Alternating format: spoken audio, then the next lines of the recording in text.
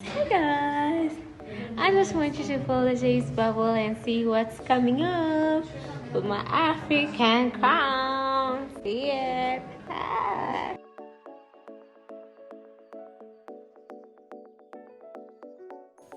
Hi guys, how are you? My name is Joanne Waeni and today I have a very special guest. She's such a vibe, you guys. Just to hype up and to just give you a little sneak peek of what's going to be happening, we're going to be talking about some of the lessons that we have learned the hard way. You know? So Saumu, what lesson have you learned the hard way? Lessons learned the hard way. Yeah. Where do we start? Relationship, motherhood. We never thought motherhood is going to be so easy. Yeah. But then when you look at also relationships, it was a lesson that we really learned the hard way. Yeah. We were told, please don't get to these guys who were pimping it out at life is so good. At 24, you own a Range Rover, and you can't see where you're having a hard work from. Yeah. Sweetheart, that is something that really happens in our generation, and it's serious. Yeah. Guys are not working hard for it, but they pop it out with a very good lifestyle that you admire, and you get into a trap of even falling in love with such a good lifestyle because you are used to the lifestyle and all, but that was life learned the hard way. You learned that lesson the hard way. Yeah, the hard way. And I think that is something that, a lot of young people are experiencing, like a lot of social media pressure. Do you think? Imagine. I see people, like, let me tell you, in this generation, I think we are very sad people with happy pictures. Alright, so do you think, or do you feel like people admire your life? And what do you have to say about girls who admire your life? Wow, what do I have to say? So I remember, like, let's say, it was 4 years ago when I would travel the world and act like I'm so happy.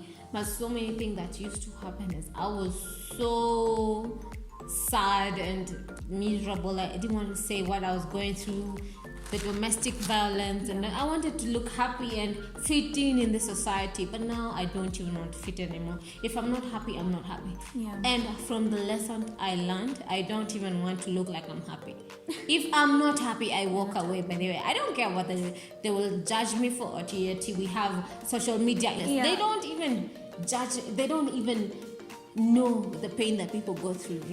There's that emotional pain, the physical pain that you have to go through yourself, but they'll judge you and say, oh, this one jumps from one month to another. Jump from one month to another, so what?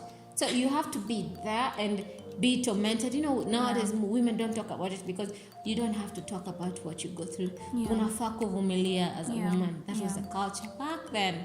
But now I'll tell you, as a Things woman, have changed. Things have changed. Yeah. I'm not going to tell you walk away, but I'm going to tell you if something is not good for you. Children want to see a happy mother, not a sad mother that is trying to show she's happy and all that. If you're not comfortable, if you're going through domestic violence, especially at this time when we had COVID and we had to sit down with our men and you have to understand who are you married to. All of us, we didn't know who we are married to. But some of us, like for me, I thank God, Alhamdulillah, I am now married to a person I call my best friend. I was in the ages, that's how I learned the hard way through running into relationship and being flashed out to be this flashy life. A 20-year-old or a 24-year-old boy would come out and say, I'm driving a Panamera, I'm driving a Range Rover, and they will flash out their lives before me. And you actually fall as a trap, as a victim, especially when you're living into this generation where you just want a good life, traveling and all that. But now it's better than you shall go with a man who loves me than coming into the city and just vibing with these people to show that you're really living a good life. That is your life and that is what. But at this point that we see, the pressure is too much and it gets out of hand. If you take it inside your head and unataka kujifundisha through this young is in this generation, just live your life, be free. Me, I love being free. If I cannot be happy at 28, I don't have it all. I know by 32 maybe I'll have it, or 36. It doesn't have to happen. It can happen even when I'm in my 40s. I don't have the pressure. That's actually one of the things that I am talking about in one of my episodes. I'm just like, why aren't we just learning as young people to just trust the process? Exactly. That it's not happening right now. Like, fine, you're not a billionaire right now, but maybe it could happen next year. It could happen overnight.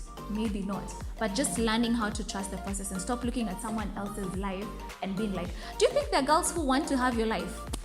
Of course he has. Why? The girls who want to have your life. The girls really want to have my life. They want to have it all. They want to have how I am, how I've been.